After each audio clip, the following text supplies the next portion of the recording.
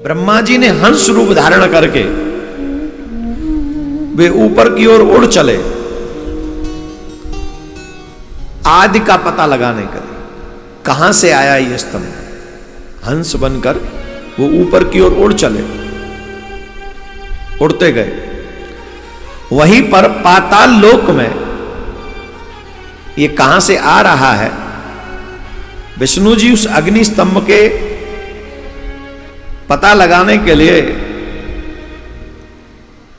सूकर मतलब बारह भगवान का अवतार लिया, रूप धारण किया और उस अग्नि स्तंभ को खोदने लगे। अग्नि स्तंभ को खोद रहे हैं। हे तात,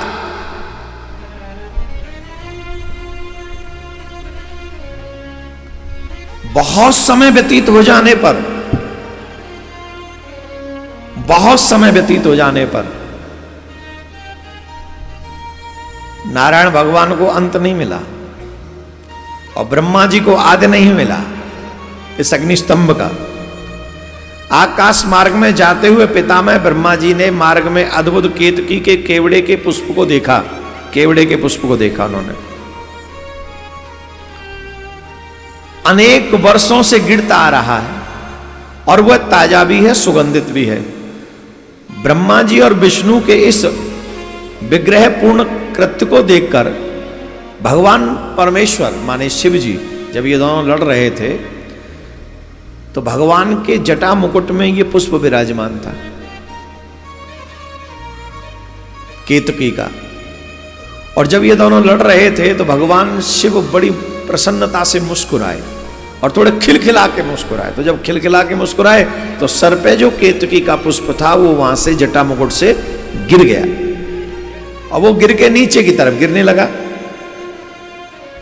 तो उन केतकी के पुष्प को जब ब्रह्मा जी ने देखा तो ब्रह्मा जी ने पूछा, हे पुष्पराज, तुम्हें किसने धारण कर रखा था और तुम क्यों गिर रहे हो? केतकी ने उत्तर दिया, इस पुरातन और अप्रिय स्तंभ के बीच में बहुत समय से गिर रहा हूं। मतलब मैं आज से नहीं गिर रहा हूं, कल से नहीं गिर रहा हूं। इस स्तंभ के बीचों बीच में जो गिरता चला रहा हूं, बहुत समय से गिरता चला रहा हूं, मैं अभी नहीं गिरा। और इसका न आदि है, मैं इसका आदि नहीं देख सका और आप इसका स्तंभ का अंत देखने की आशा छोड़ दीजिए। मुझे नहीं पता कि ये मैं जहां से गिर रहा हूं वहीं से है गया है, मैं आदि देख के नहीं आ रहा हूं, आप इसका अंत देखना बंद कर दीजिए। ब्रह्मा जी ने हंसकर हंस का रूप लेकर इस देखने के लिए, ब्रह्मा जी बोले मैं तो हंस का रूप लेके ऊपर देखने के लिए जा रहा था, इसका मतलब, और विष्णु जी भी बारह बनकर गए हैं नीचे इसका पता लगाने। और तो जब मुझे आदि नहीं मिल रहा है तो अंत तो उनको भी नहीं मिलेगा, ये कंफर्म। केतकी के पुष्प से कहा, तो हमारा एक काम करोगे? बोले क्या? बोले हमारा साथ दे दो। क्या साथ दें? बोले जब हम नीचे चलेंगे तो विष्णु भगवान मिलेंगे, हम उनसे जाके कहेंगे कि हम आदि देख के आए, तो वो ऐसे ही तो हमारी बात मानेंगे नहीं। तो वो कहेंगे कोई गवाह है, प्रत्यक्षदर्शी है, तो हम तुम्हारा नाम लेंगे, इस पुष्प ने देखा है, और तुम बस हाँ में हाँ मिला देना। तुम सिर्फ हाँ में हाँ मिला देना, और जब तुम हाँ में हाँ मिला दोगे तो तुम जानते हो हम तुम्हें क्या दे सकते हैं। हम ब्रह्मा हैं, जगत पितामह ब्रह्मा हैं हम। कौन है? ऐसा कुछ नहीं है जो हम तुम्हें ना दे सके। हम तुम्हें बहुत कुछ दे सकते हैं, बहुत कुछ, पर तुम्हें हमारी हां में हां मिलानी पड़ेगी।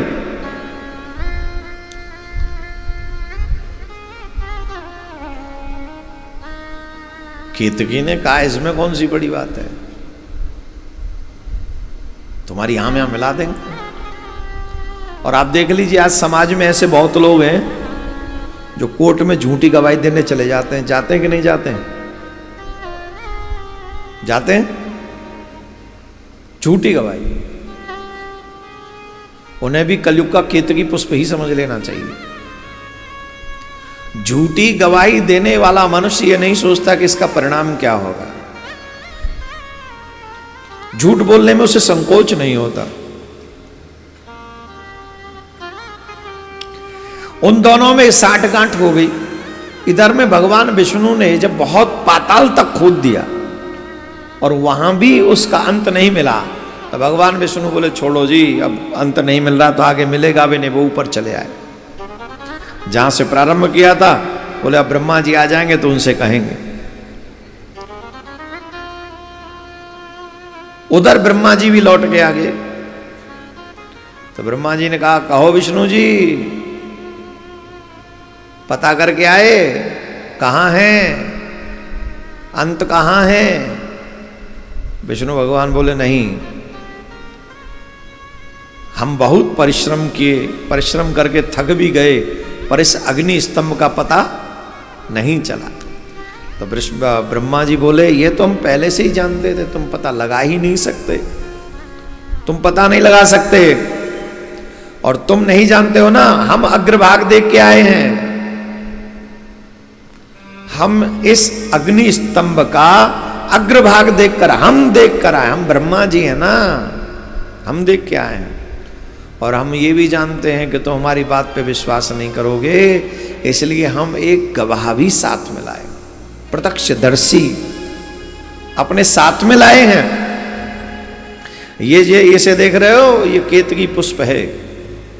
और इस केतकी पुष्प ने देखा है हमें अग्रभाग का दर्शन करते हुए। नारायण भगवान ने यूं देखा, केतकी ने हां कर दिया, यूं हिला दिया, हाँ जी देख के। जब दो झूठा मिल जाए तो यही होता है। झूठा दोनों, एक या चार मुख वाले ब्रह्मा नहीं है, 5 मुख वाले ब्रह्मा हैं। ये कौन है? 5 मुख वाले ब्रह्मा हैं। नारायण भगवान ने बात को समझ कर कहा कि ठीक है, हम अपनी हार स्वीकार करते हैं और आप प्रथम पूजनीय देवता हैं। ये कहकर भगवान विष्णु ने कहा भाई पूजा का थाल लाओ, पुष्पमाल लाओ, कुमकुम लाओ, चंदन लाओ, इनको जरा प्रथम देवता घोषित कर देते हैं। यही प्रथम देवता है।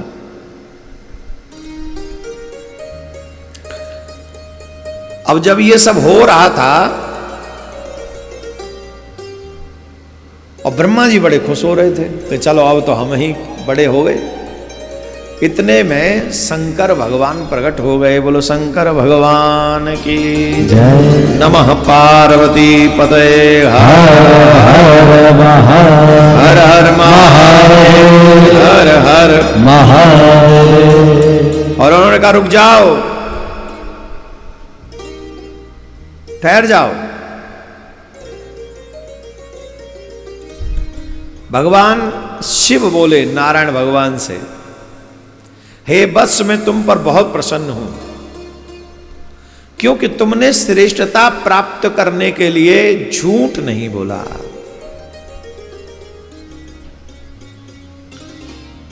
तुमने सत्य का साथ दिया। रामचरितमानस क्या कहता है? धर्म न दूसरे सत्य समान, धर्म न दूसरे सत्य समान, धर्म न दूसरे सत्य समान, धर्म न दूसरे सत्य समान। आगम निगम पुराण बखान, आगम निगम पुराण बखान, ओ आगम निगम पुराण बखान।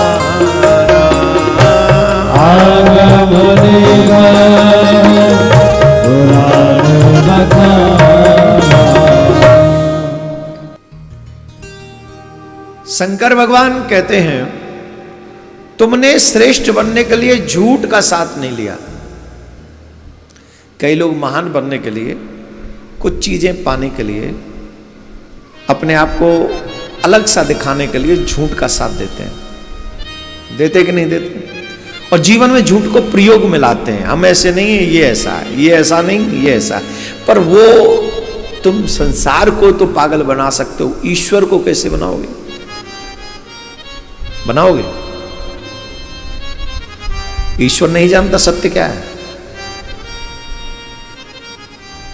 किसी को गिराने के लिए अगर तुम्हें झूठ का साथ लेना पड़े, इसका मतलब है कि तुम ऑलरेडी गिरे हुए हो। आज हमारे भारत में देखिए, सोशल मीडिया पे छवि बनाई जाती है और बिगाड़ी जाती है। हाँ या ना? किसके दम पे? पैसे के दम पे। 10, 20, 25 लोगों को बैठा देते हैं, उन्हें पैसा देते हैं और उन्हें काम दे दिया जाता है कि तुम इनकी छवि बनाओ और इनकी छवि बिगाड़ो। और जो इंजीनियर है, मेरी बात को समझ रहे होंगे, सॉफ्टवेयर इंजीनियर लोग, बोलो हाँ या ना? पर अब तुम यहां कुछ दिन के लिए तो ये खेला कर सकते हो, पर जिस दिन भगवान के यहां जाओगे ये खेला नहीं होगा। वहां पे लंबा खेल हो जाएगा। 84 लाख योनियों की जेल होगी तुम्हें। कितनी? 84 लाख योनियों की जेल है। एक साल भी रहना पड़ा तो सोचो कितने साल हो जाएंगे। एक साल भी एक योनि में रहना पड़ा तो 84 लाख साल हो जाएंगे तुम्हें। इतने साल की जेल भोगना चाहते हो? झूठ मत बोलो, असत्य मत बोलो। शंकर भगवान प्रसन्न हुए नारायण भगवान से। क्यों? तुमने सत्य बोला, तुमने अपनी हार स्वीकार कर ली। क्योंकि मैंने नहीं देखा, मीन्स नहीं देखा। तो शंकर भगवान ने कहा, नारायण तुम श्रेष्ठता पाने के लिए सत्य को नहीं छोड़े, तुमने सत्य को ही स्वीकार किया, इसलिए हम तुम्हारा नाम रख रहे हैं सत्यनारायण। बोलो सत्यनारायण भगवान की जय। और भगवान एक ही हैं जिनको सत्यनारायण कहते हैं, सत्यनारायण भगवान। और जिनके घर में सत्यनारायण की कथा होती है, उनके घर में कभी दरिद्रता नहीं रहती है, कभी भी नहीं। तुमने सत्य वचन का पालन किया है, इसलिए लोगों में तुम मेरे समान प्रतिष्ठित होगे, सत्कार प्राप्त करोगे। हे हरे, अब से आपकी पृथक मूर्ति बनाकर पुण्य क्षेत्रों में प्रतिष्ठित की जाएगी और उसका उत्सव पूर्वक पूजन किया जाएगा।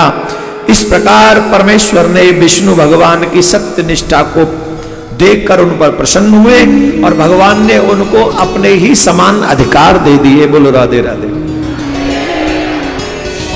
नंदकेश्वर बोले, तदुपरांत महादेव शिव जी ने ब्रह्मा जी के गर्भ को मिटाने की इच्छा से अपनी भ्रकुटी के मध्य से भैरव नाम के एक अद्भुत पुरुष को प्रकट किया। भैरव,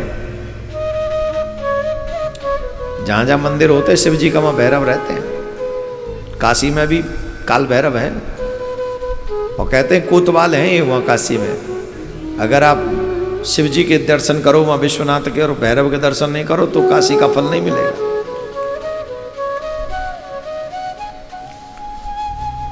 ध्यान से सुनो, भैरव को प्रकट किया, भैरव को भौं के मध्य से, ये भौं को क्या बोलते हैं, आईब्रो के बीच में, ये दोनों, इसके और इसके बीच में, यहां से भैरव को उत्पन्न किया। भैरव ने प्रकट होकर हाथ जोड़ा और पूछा, कहो प्रभु मेरे लिए क्या आज्ञा है।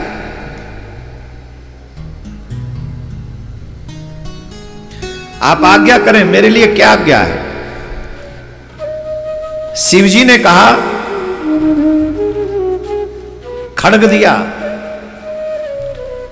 नूनम चर्य खड्गेन तिग्मेन जवसा परम तीव्र तीक्ष्ण खड्ग भैरव को देकर कहा, ये पकड़ो और ब्रह्मा की पूजा करो। खड्ग पकड़ो और ब्रह्मा की पूजा करो। ऐसी पूजा करना कि याद रहे इन्हें। अब बताओ, तलवार दे के पूजा करवा रहे हैं। झूठान की पूजा तो ऐसी होती है, चोर पकड़ लो चोरी करते हुए, कैसी पूजा होगी? जवाब दो। और फिर जब वो पूजा करवा के जाता है तो घर के बाहर, जब वहां से बाहर पहुंचता है तो लोग कहते, कहो कैसो हो पूजा पो सही हो। अब ब्रह्मा जी कह रहे हैं ऐसी पूजा करो। अब तलवार से, खड्ग से कैसी पूजा होती होगी? जानते हो, ब्रह्मा जी के 5 मुख थे, उसने झड़ाक से उसका एक सर पकड़ लिया ब्रह्मा जी का, और बाल पकड़ लिए, और बाल पकड़ के खड्ग से झड़ाक से उस सर को धड़ से अलग कर दिया। और महाराज लोग हड़बड़ा गए, बाल बिखर गए ब्रह्मा जी की, दाढ़ी बिखर गई ब्रह्मा जी की, आवड़े गावड़े से है गए ब्रह्मा जी। और इस पे तो देखे ब्रह्मा जी, नारायण भगवान और वीरभद्र तो और दूसरा सर काटने लगे। नारायण भगवान ने कहा, महाराज महाराज महाराज महाराज रुको रुको रुको, ने थोड़ा संवाद होने दो, थोड़ा संवाद काट देना, चारों ही काट देना, पर रुक लो, 1 मिनट रुको। शंकर भगवान की स्तुति की नारायण भगवान ने, हे प्रभु आप दयालु हैं, आप करुणा के सागर हैं, आप करुणा वरुणालय हैं। आप ही के द्वारा ब्रह्मा जी पंचमुखी हैं। आपने इन पर दया नहीं की तो ये नहीं बचेंगे, ये नहीं बचेंगे। आप कृपा कीजिए। ये संसार आप ही के द्वारा बनाया हुआ है, ब्रह्मा जी भी आप ही के द्वारा बनाए हुए हैं। आप एक क्षण में इन्हें छोड़ देंगे तो ये वीरभद्र इन्हें मार देंगे। आप दया कीजिए, आप इन पर करुणा कीजिए। शांत शांत शांत, छोड़ो। वीरभद्र ने छोड़ दिया। पहली बात तो इस बात को ध्यान से सुनो, वीरभद्र ने 5 सरों में से एक ही सर काटा।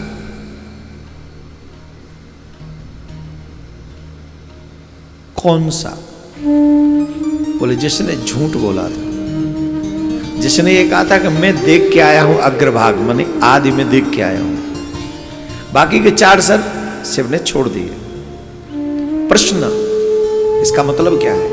बोले इसका मतलब यह है कि जो मुख झूठ बोलता हो वो कटने योग्य है।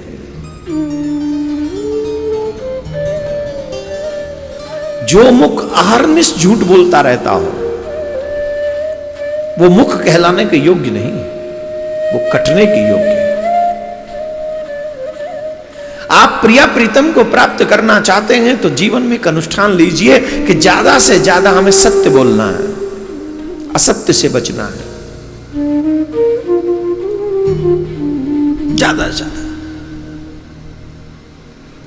ये घटना हमको सिखा रही है। शंकर भगवान ने ब्रह्मा जी के सर को कटवा दिया। क्यों? तुमने झूठ बोला। डिपार्टमेंट का मामला था।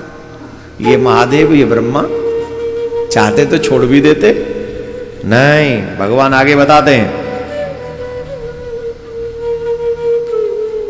जब सर 4 छोड़ दिए ना, 4 बच गए, तो ब्रह्मा जी हाथ जोड़ के खड़े हो गए। ब्रह्मा जी बोले, हे महादेव, हे स्वामिन, आप मुझ पर प्रसन्न होइए। मैं आपकी कृपा से अपने सिर के कटने की भी आज श्रेष्ठ समझता हूं।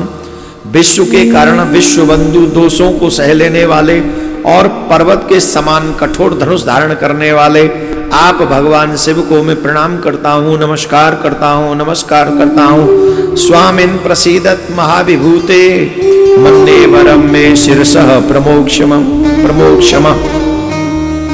नमस्तुभ्यं भगवते बंधवे विश्वयोनये सैष्णवे च दोषाणाम संभवे शैलधन्वने। आप मुझ पर प्रसन्न हो जाइए, मैं आपको नमस्कार करता हूं। शंकर भगवान कहने लगे, ब्रह्मा जी,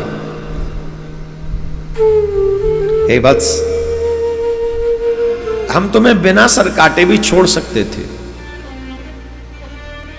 थे, पर हे वत्स, अनुशासन का भय नहीं रहता, और जब अनुशासन का भय नहीं रहेगा तो यह सारा संसार नष्ट हो जाएगा। अब आप इस बात से ऐसी कल्पना करो, अगर समुद्र को भय न रहे अनुशासन में रहने का तो क्या होगा? जवाब दो, क्या होगा? अग्निदेव को भय न रहे अनुशासन में रहने का, क्या होगा? इंद्र को अनुशासन में रहने का भय न रहे, क्या होगा? एक ही दिन में बहा देगा सब, पूरी पृथ्वी को डुबा देगा इंद्र एक दिन में।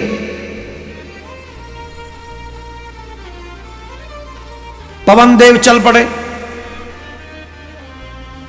जब भी पता चलता है 180 की स्पीड से आएंगे, 150 की स्पीड से फलाना तूफान आएगा, क्या करते हैं? जहाज निकाल लो, बाहर आ जाओ, समुद्र में कोई मत जाना, ये मत करना। क्यों?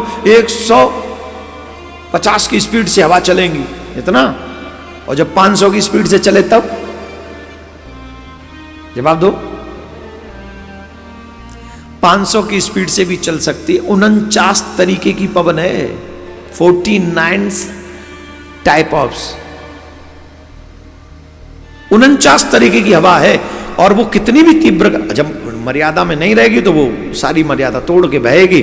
तो ये भाई साहब, ये कुछ नहीं है, कितने भी लेंटर वेंटर डाल लो, सब लेंटर यूं ही औंधे ही पड़े मिलेंगे। लेकिन वो पवन मर्यादा में है, अग्नि मर्यादा में है, जल मर्यादा में है, पृथ्वी मर्यादा में है, आकाश मर्यादा में है, तो मनुष्य मर्यादा में क्यों नहीं रहेगा? मनुष्य इन्हीं के अधीन है, तो मनुष्य को भी मर्यादा में रहना चाहिए, ये जरूरी है।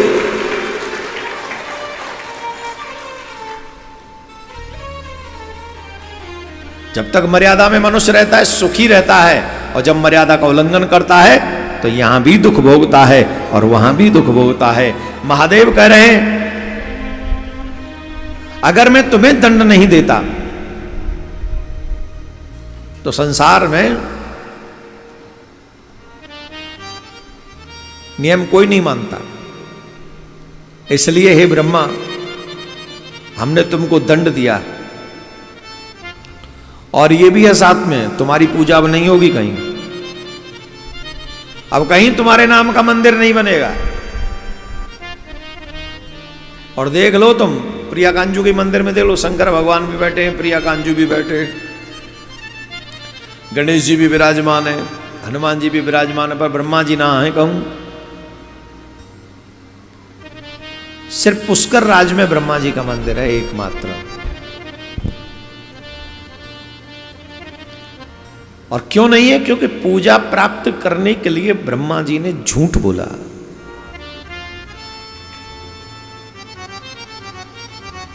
फिर भी जब ब्रह्मा जी ने क्षमा याचना मांगी, तब शंकर भगवान ने कहा, हे ब्रह्मा सुनो, मैं तुम्हें बताता हूं, मंदिरों में तो तुम्हारी पूजा नहीं होगी, पर यज्ञों में प्रमुख देवता तुम ही रहोगे। कोई भी यज्ञ तुम्हारे बिना संपन्न नहीं होगा। अग्निहोत्र आदि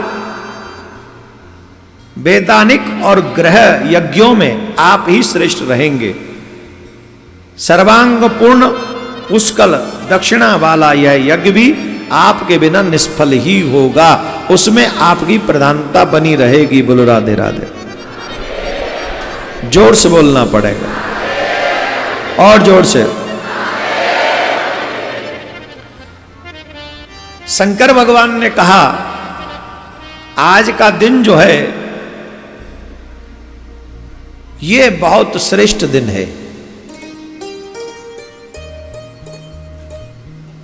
तुम्हारे द्वारा जो आज मेरी पूजा हुई है, क्योंकि ब्रह्मा जी ने और शिव जी और नारायण भगवान ने दोनों की पूजा की ना, उसके बाद बोले आज के दिन जो तुम्हारे द्वारा मेरी पूजा हुई है, मैं तुम लोगों से बहुत प्रसन्न हूं, बहुत ज्यादा। इसी कारण यह दिन परम पवित्र महान से महान होगा। आज की यह तिथि शिवरात्रि के नाम से प्रसिद्ध होगी, शिवरात्रि कही जाएगी ये आज के बाद। दिन में तत्पुण्यम भविष्यति महत्तरम, शिवरात्रि रीतिम ख्याता तिथि रेसा मम प्रिया। ये जो आज की रात्रि है ये शिवरात्रि के नाम से जानी जाएगी और ये मुझे विशेष प्रिय होगी। इसलिए हर सनातनी को एक बात सुन लेनी समझनी चाहिए, चाहे